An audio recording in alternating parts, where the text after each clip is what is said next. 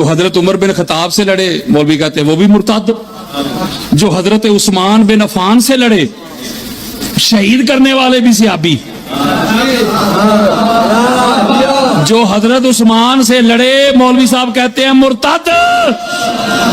جو حضرت ابوبکر سے لڑے مرتد، جو حضرت عمر سے لڑے مرتد، جو حضرت عثمان سے لڑے مرتد، اور جو مولا علی سے لڑے کہتے ہیں رضی اللہ۔ اور میرے سنی بھائیوں ذرا سوال تو پوچھا مولوی صاحب سے کہ کم از کم دیکھنے والی آنکھ تو ایک رکھ،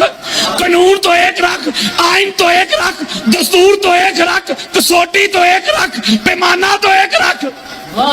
اگر کہتے ہو کہ چاروں خلفاء راشدین ہیں تو تینوں خلفاء کے دشمن اگر مرتد ہیں تو چوتھے خلیفہ کے دشمن رضی اللہ کیسے ہو گئے؟ ادھر آ کے تیرا فارمولہ ہی بدل جاتا ہے۔ اس کا مطلب ہے گل وچ ہو رہے کہ آل محمد کے لیے ان کا پیمانہ اور ہے اور اصحاب کے لیے ان کا پیمانہ اور ہے، بلکہ صحابی ہوتا ہی وہ ہے جو در اہل بیت کا نوکر ہو۔